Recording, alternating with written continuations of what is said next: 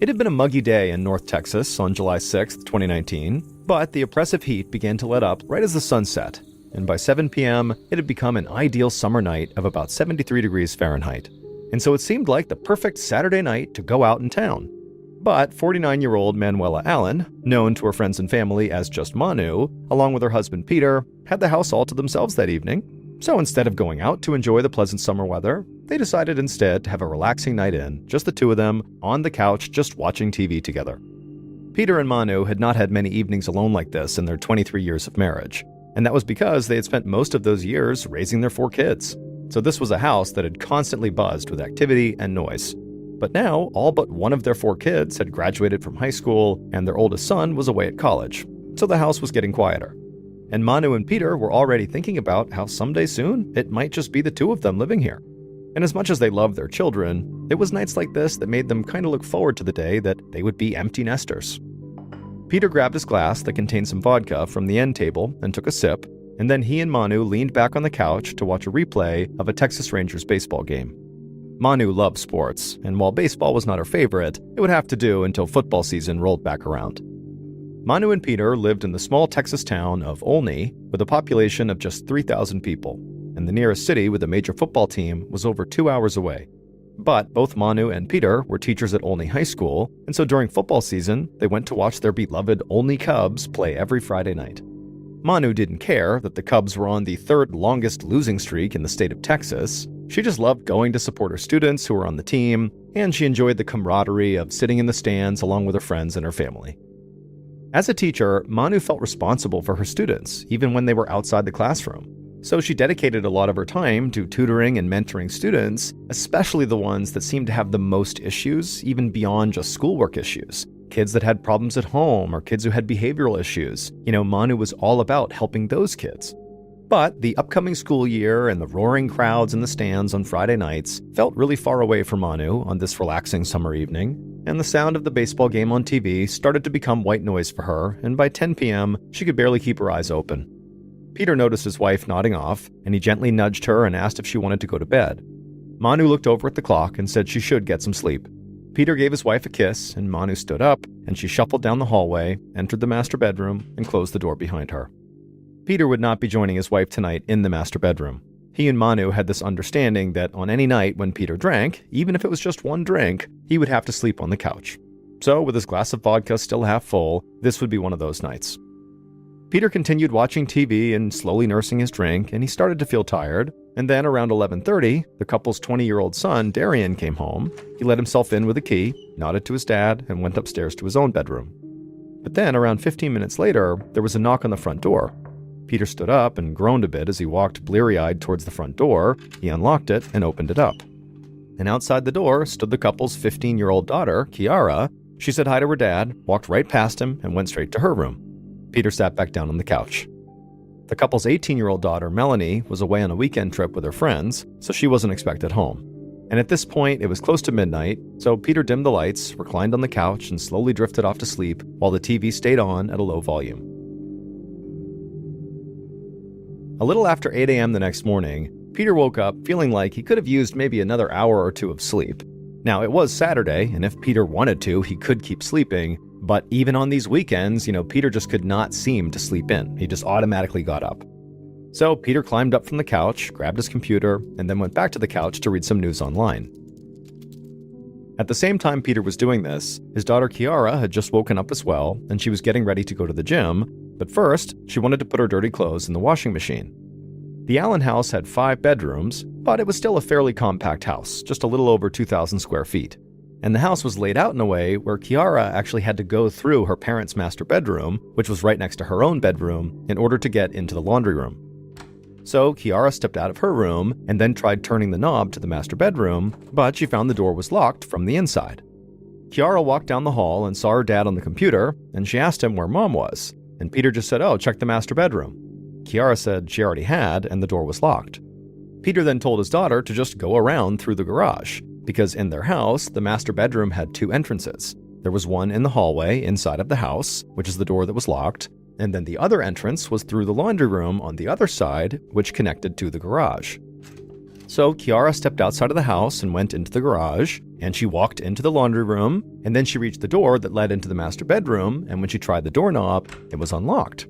So she swung it open, she stepped inside, and she froze, because what she saw was horrifying.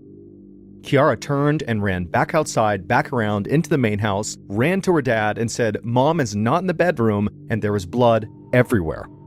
Peter instantly sprung up, raced outside into the garage and into the master bedroom, and right away he stepped in this big puddle of blood in the carpet, and he looked around the master and there really was blood everywhere, and his wife was nowhere to be seen. Peter instantly thought his wife must be badly injured somewhere, so he ran from the master bedroom, with Kiara now following behind him, back into the garage and then out to the driveway, and that's when he realized Manu's car was gone. Peter turned to his daughter and said, Mom must have hurt herself and driven herself to the hospital. And so Peter called his wife's cell phone, but it went straight to voicemail. So a few minutes later, Peter and Kiara got into his car and they sped to a nearby hospital, thinking that's where Manu's going to be. But when they got there, Peter slowly drove through the parking lot of the emergency room looking for Manu's white SUV, but they didn't see it anywhere. So they parked the car and they went inside the hospital and asked the staff if Manuela Allen had been admitted, and they said no. So Peter and Kiara left that hospital, went to another nearby hospital, but again, Manu's car was not there and the staff said she had not admitted herself. And so Peter and Kiara returned home, and at this point, Peter dialed 911. And he explained to the operator that his wife was missing and there was blood all over her bedroom.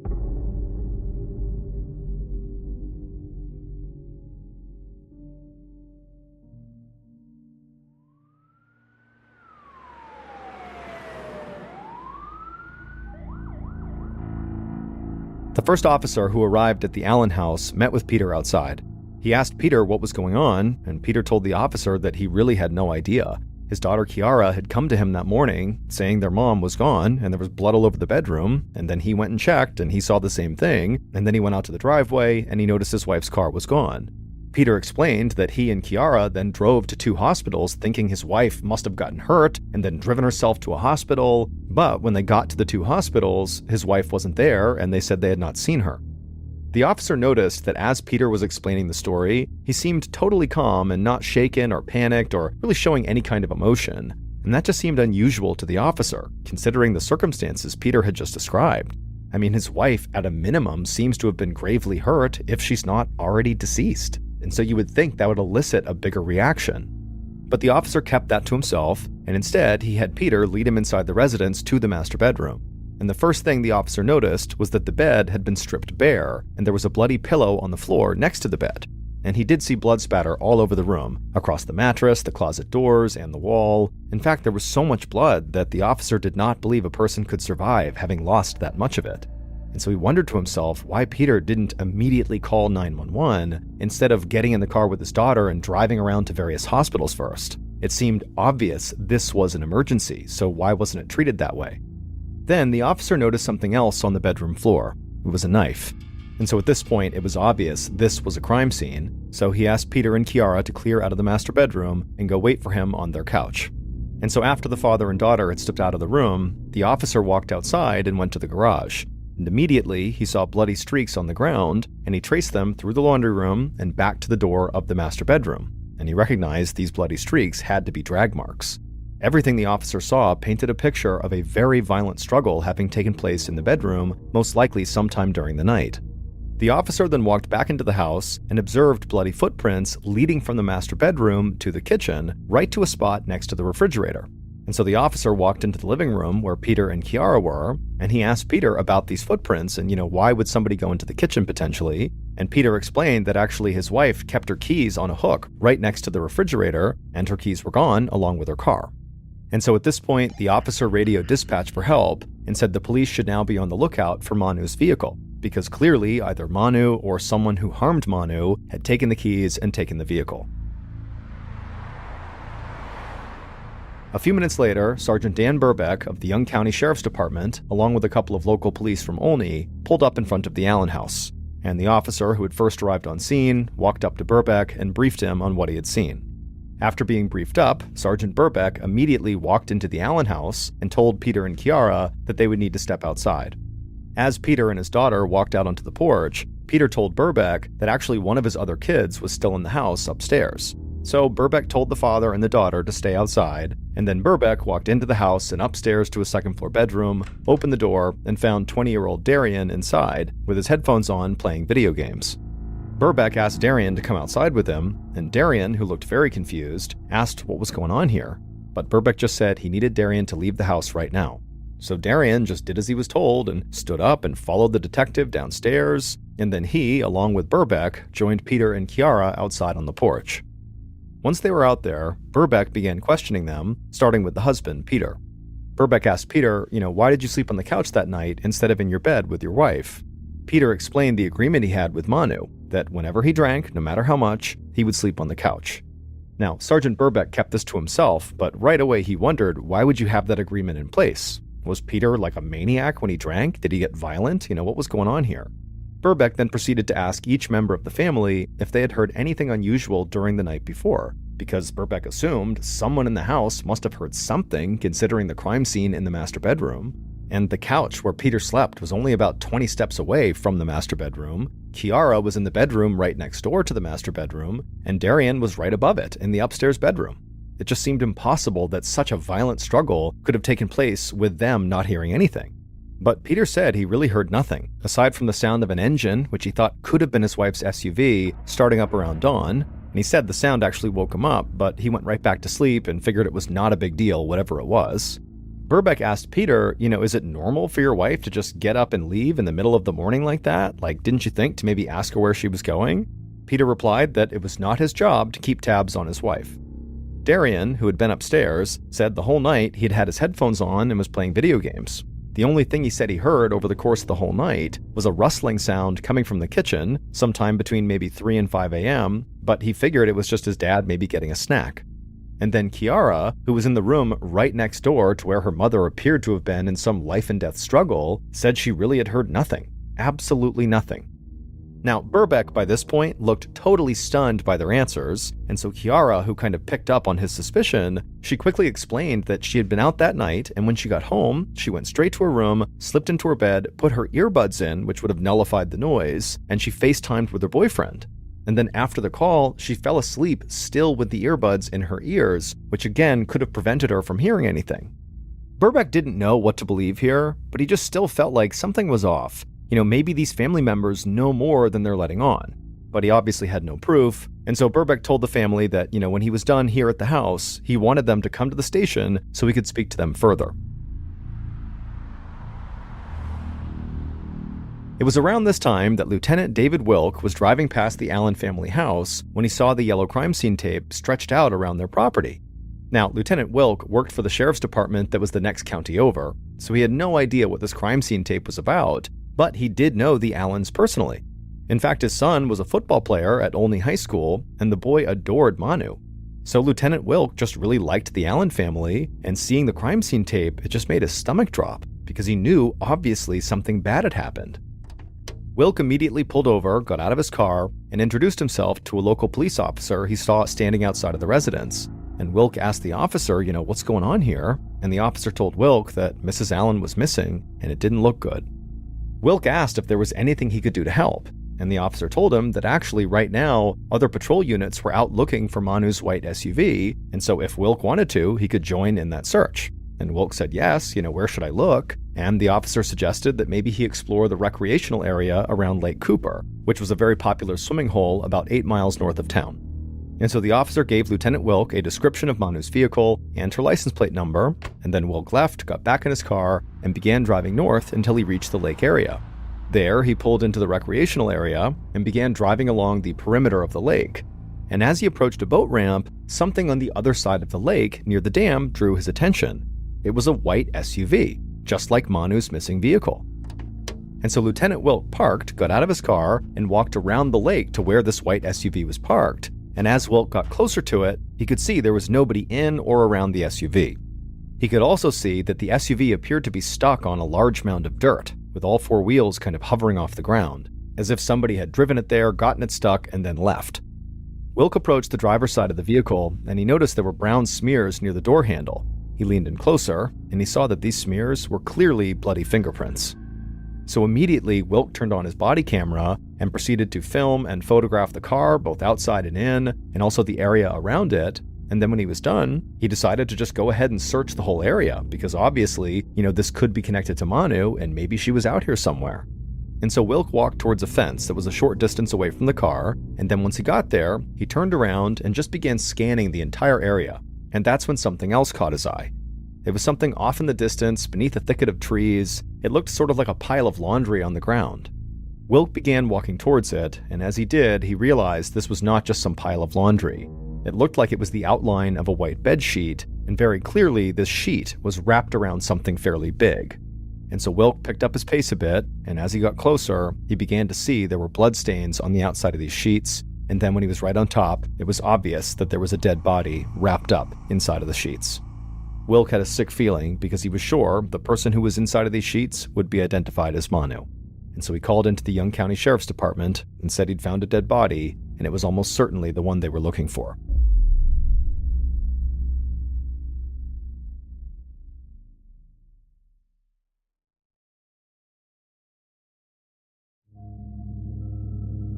Back at the Allen house, Sergeant Birbeck heard about the discovery of a body on his radio. And so now that this was officially a homicide case, he reached out to the state police, known as the Texas Rangers, for help. He arranged for Peter, Kiara, and Darian to be taken to the nearest Texas Ranger station, and then he got into his cruiser and drove down to the lake, as other county and state police headed that way as well. Birbeck arrived at the lake, and Lieutenant Wilk led him to the body that was still wrapped in the sheets. Since Wilk was not working the case in any official capacity, he'd left the body as he'd found it. So Sergeant Birbeck leaned down and began pulling away the sheets and also some yucca leaves that had covered up the victim's face. And then once the victim was exposed, Lieutenant Wilk, who was standing nearby and who knew Manu personally, was able to positively identify her. Manu was deceased.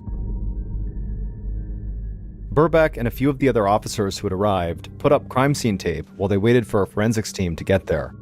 Birbeck turned to one of the officers and shared his opinion that the killer was almost certainly someone Manu knew. He pointed out that the violence inside of her home was so brutal that it just seemed personal, and also the fact that her face seemed to be covered up with leaves when they found her, well, that was something he'd seen before when the killer was someone close to the victim. Then Birbeck radioed the Texas Rangers down at the station where he'd sent Manu's family, and one of the Rangers broke the news to Peter that unfortunately his wife's body had been found. Now, by this point, Peter and Manu's oldest daughter, Melanie, had returned from her overnight trip, and their oldest son had also come back from his college campus, and so they were also with Peter and Kiara and Darian at the station.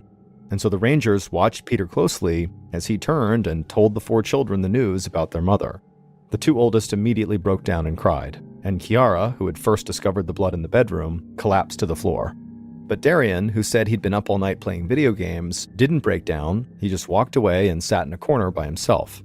The Rangers noticed this and actually went to another room to talk about how odd it was that Darian had not started crying and had just sort of sat down. So they decided Darian should be the first person they speak to.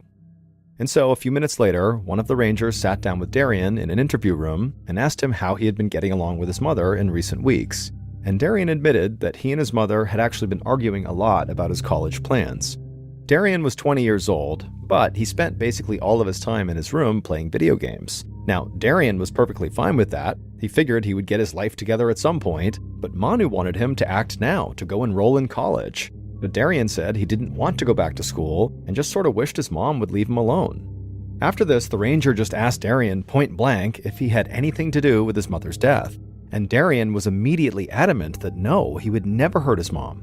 So the Ranger asked him if he would consent to being fingerprinted, and Darian said yes, of course. Peter was the next to be interviewed, and he was unemotional just like he had been with police at the house. The Ranger thought this was strange, so he pointed out that Peter seemed to be handling the situation quite calmly. Peter explained that his background was he had been in the Army as a part of their Special Forces unit, the Green Berets, and so he had been trained to keep cool under pressure, and that was just what he was defaulting to. But Peter clearly understood what the Ranger was hinting at here, that he was suspicious of Peter, so Peter quickly added that of course he wanted justice for his wife here. And then after that, Peter said very calmly that he also owned a whole lot of firearms and a whole bunch of ammunition, and he'd make sure his wife's killer saw justice one way or the other. The Ranger just stared at Peter for a second, not convinced if Peter really was being genuine about potentially going out and seeking vigilante justice, or if maybe this was just performative, that this was Peter's way of kind of acting out his emotions. And so the ranger decided to just kind of move on. And he asked Peter, you heard that car start sometime in the morning and you believed it was your wife's car. How did you hear that noise? How did that wake you up? But the violent attack on your wife in your bedroom just down the hall didn't wake you up. Peter said he couldn't really offer an explanation, but he did offer a theory, which was that maybe Manu's killer put their hand over his wife's mouth. Sometimes violent struggles are silent, he said. The ranger couldn't help but just shake his head. At this point, the ranger was starting to feel like Peter had already thought of an answer for everything, like he had prepped for this interview. The pair spoke for a bit longer, kind of rehashing details, and then at some point, the ranger thanked Peter for coming in and told Peter that somebody would follow up with him soon. After that, the rangers would speak to the two oldest Allen children separately, and then finally, after the longest day of their lives, the Allen family were told they could go. However, they were told they were not allowed to return to their home because their house was now a crime scene. So Peter made a few phone calls, and a friend agreed to let them stay at his Airbnb until they could go home.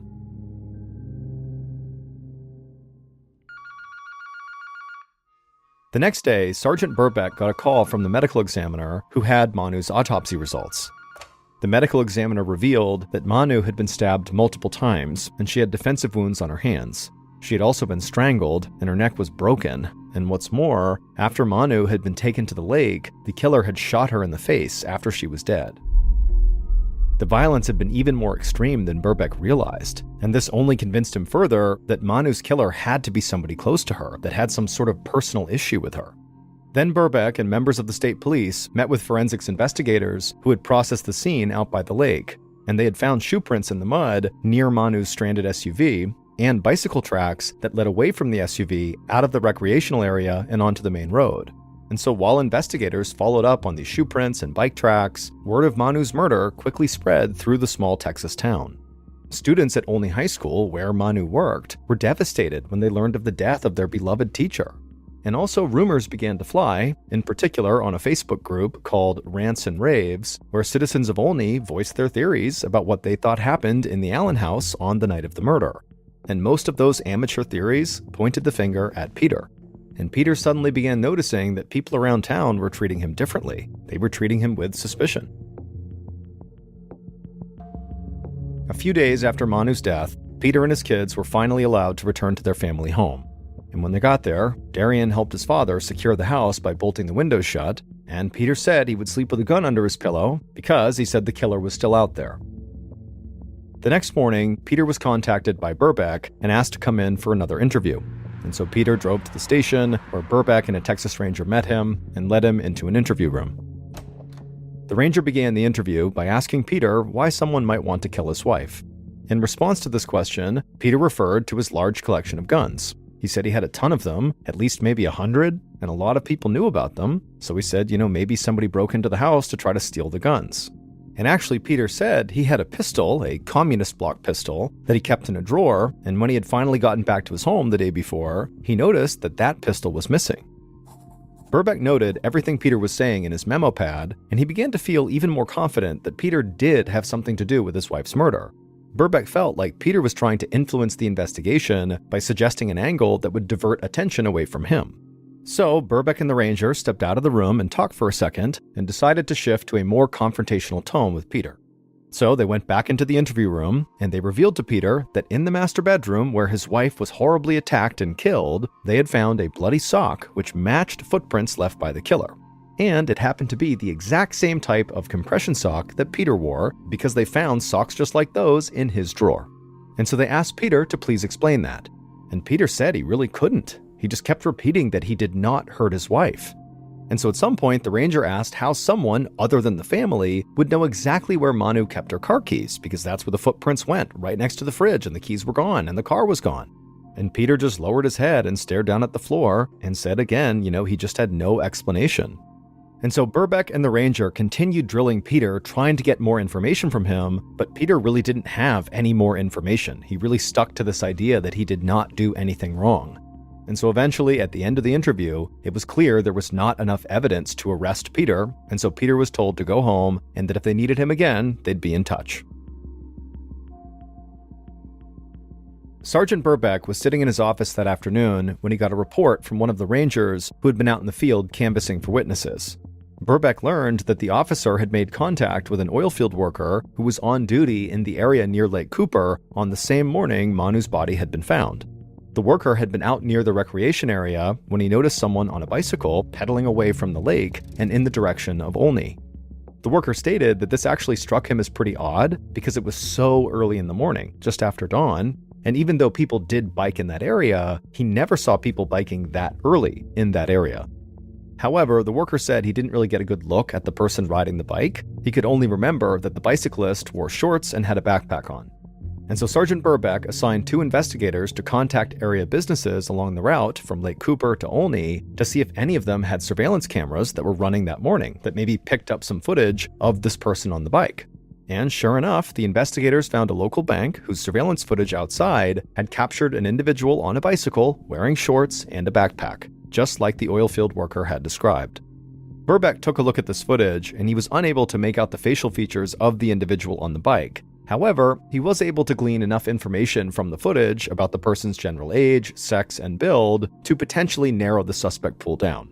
Birbeck was also still convinced Peter had something to do with his wife's murder, but he knew he didn't have enough evidence to move forward with an arrest. But what he could do was try to rule out other possibilities, like for example Peter's theory about a burglar trying to steal his guns, because if he could rule that out, it would only help strengthen the case against Peter. So Birbeck began looking into recent gun burglaries in the area, and there was only one. And the homeowner who was targeted happened to be the father of a friend of Darian Allen's. Birbeck wondered if that was more than just a coincidence. After all, everyone in the town of Olney was connected by no more than 2 degrees of separation, so maybe it didn't mean anything. But Birbeck knew he would have to dig into it further. So he began reading the reports that were made from this burglary investigation, and in examining the leads that had been developed, one name stood out. And that name was Corey Taylor. Corey was a young guy who was a loner, who was known around town as a troublemaker, and he'd had numerous run-ins with law enforcement. And he also had what looked like a love affair with guns. Birbeck found a video on Corey's Snapchat of him showing off a semi-automatic rifle with a sight attached to it. So Birbeck decided to pay Corey a visit. He drove to Corey's apartment complex and began walking towards Corey's place. And as Birbeck made his way towards the stairwell, he saw something that made him slow down and then back up. Because in the storage space underneath the stairs right in front of him was a bicycle. Birbeck knelt down to inspect the tread pattern on the bicycle's tires, and he wasn't 100% sure, but the treads looked a whole lot like the bicycle tracks that were found down by the lake.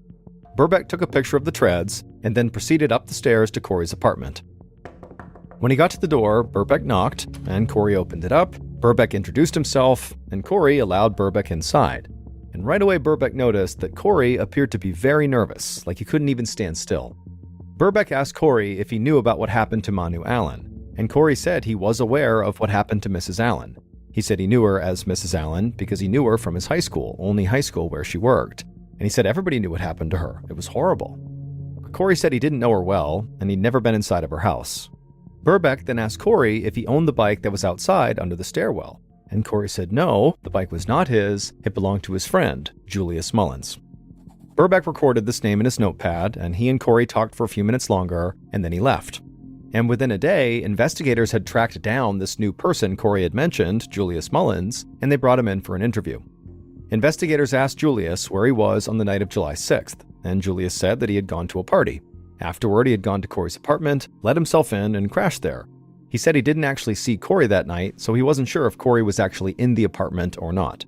And so this sounded pretty odd that he just crashed at Corey's place and didn't even know if his friend was there, but it sounded like the two were close friends and maybe this was normal. And so eventually the investigators just asked Julius if he would submit fingerprints and DNA, and Julius voluntarily submitted both and was then allowed to leave. A day later, one of the rangers who had been working the case returned to Corey's apartment to confiscate the bicycle that Birbeck had seen underneath the stairwell, and as the ranger was approaching the stairs, he suddenly had a chance encounter with someone he was very familiar with. On a whim, the ranger asked this person if he could look at the bottom of their shoes, and the person said, yeah, sure. So the ranger looked at the bottom of their shoes, and when he did, the ranger could barely contain his excitement, because he knew he had just broken the case wide open. Investigators would meet with this person the ranger had just happened to run into, and after that interview, they knew who had killed Manu Allen.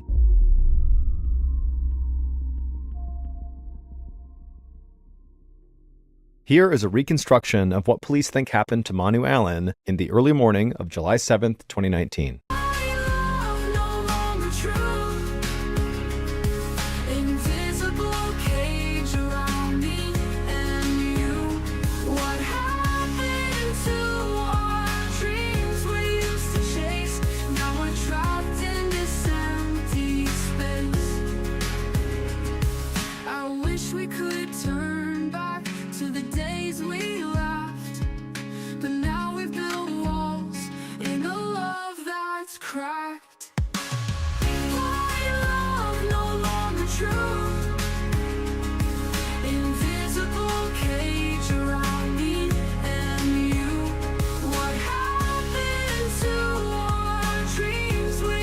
Around 2 a.m., Manu's killer quietly climbed through a window in the garage of the Allen's household and then made their way into the hallway of the house. From there, they quietly crept down the hallway and went into the master bedroom where Manu was sleeping in the bed.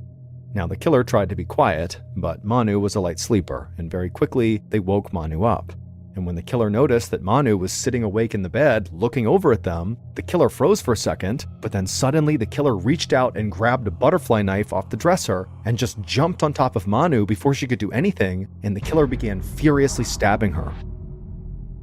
Manu tried to shield herself from the knife, but the killer plunged it into her again and again in this frenzied attack, eventually rolling Manu over, jamming her head into the mattress, and then jabbing the knife into her head multiple times. And after the 47th and final stab wound, the killer dropped the knife onto the bed. But the killer convinced themselves that Manu was not dead, she was still breathing. So the killer wrapped their hands around Manu's neck and squeezed as hard as they could until they were sure she was dead. The killer then wiped the knife off on the sheets and then placed the knife into their backpack. Then they took the bed sheets and kind of wrapped them all around Manu, who was on the bed, and then they dragged Manu inside of these sheets off the bed onto the ground. Then the killer casually walked out of the bedroom into the kitchen to retrieve the car keys from the spot where Manu always kept them. And so with Manu's keys in hand, the killer returned to the master bedroom, locking the door behind them, and then they dragged Manu in the bed sheets out the other door of the master bedroom, through the laundry room and the garage, and then outside to Manu's SUV. There, the killer put Manu's body, still wrapped in the sheets, in the trunk, and then they also placed the bike that they had driven over to the Allen's house into Manu's SUV.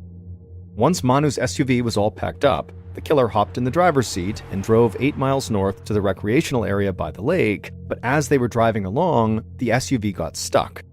So at that point, the killer hopped out of the SUV and removed Manu from the vehicle and dragged her over to the spot where she would later be found. However, before the killer actually left Manu there, they pulled out a gun and shot Manu in the face, even though at this point Manu was obviously already dead. Then, after covering up Manu's face with some leaves, the killer walked back over to the SUV, took the bike out, and then pedaled away from the scene back towards town. Police would track down Manu's killer and place them under arrest. And then once they were brought into an interrogation room, investigators asked them why. Why had they killed Manu? And that's when the killer claimed that Manu's husband, Peter, had made them do it. The killer said Peter had cornered them at a convenience store and made them get into his car and put a gun to the killer's head and said, "You're going to kill my wife."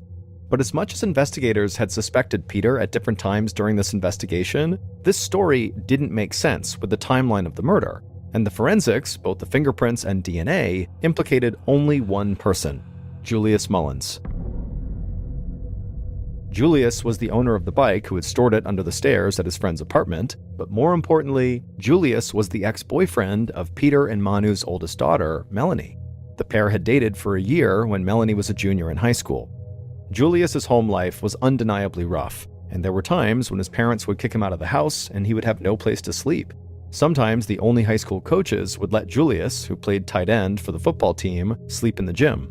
And on at least one occasion, when Julius had been kicked out, Manu had allowed Julius to sleep over at their house. And also, Julius was a frequent visitor to the Allen's household, but just for the day, he'd come over for a couple hours at a time to see Melanie. And so it was during these frequent visits that Julius learned where Manu kept her car keys, which is how he knew where to go in the kitchen to find them. Manu always treated Julius incredibly kindly because she was just a person who really looked out for the kids in this town. I mean, she was always spending her spare time looking after kids and mentoring kids and tutoring kids, especially kids who had rough home lives like Julius did. And so Julius was no exception to her kindness. Manu would sometimes help him with his homework and, talk to him and make sure he was doing okay. But during Manu's daughter's relationship with Julius, it seemed like Julius's behavior began to change. He was very temperamental and moody and just seemed like he was snowballing. And so eventually, Melanie broke off the relationship, and Manu kind of stopped talking to him as well, and Julius did not take it well. And this was about 7 months prior to the murder. Police noticed that when they brought Julius in for his first interview, that he had cuts and scrapes all over his arms and legs. And when that ranger went to retrieve the bike from Corey's apartment, Julius was the person he ran into who he was very familiar with because of this case. And he asked Julius to see the soles of his shoes, and when Julius showed him, it was immediately apparent that they matched the shoe prints that had been found by the lake where Manu's body was discovered. The shoes were later found to be an exact match, and the treads on Julius's bicycle were also an exact match to the tracks that were found leaving the scene. Investigators also performed a sound test at the Allen residence, with one ranger in the master bedroom and the other on the couch where Peter had been asleep, and they turned the TV on in the living room to a low volume, as it had been the night Peter fell asleep on the couch and Manu was later murdered. And the ranger in the master bedroom shouted and yelled and made all this noise, and the ranger in the living room could not hear a thing. That's how poorly sound traveled in the Allen household, which is a big reason why nobody heard what was going on in the master bedroom. And also, Kiara, when she had fallen asleep, she had her earbuds in, which did already degrade her ability to hear what was going on in the house, and Darian really had been upstairs with headphones on, which also affected his ability to hear what was going on in the house. So really, nobody heard anything. As for the knife that was found in the bedroom, it was determined to have not been the murder weapon. The knife that was used to kill Manu was found in Julius's backpack. And Peter's stolen communist block pistol was found in the home of Corey Taylor, Julius's friend, but Corey was found to not have been involved with the murder at all. Julius would eventually come clean and would admit that Peter actually had nothing to do with the murder and that Julius had acted totally alone. And it would turn out Peter's theory about the murder, the idea that somebody had maybe tried to break in to steal his guns, but then inadvertently killed his wife, seemed to be at least partially right. Julius claimed when he snuck into the house, he was looking to steal Peter's guns. Julius said he was in the process of stealing an unsecured gun from a cabinet in the master bedroom when Manu woke up. And he said his fight-or-flight response kicked in, and it led him to stab her 47 times and then strangle her, and then eventually later on also shoot her in the face post-mortem. Julius Mullins, who was 18 years old, pled guilty and was ultimately sentenced to 55 years in prison.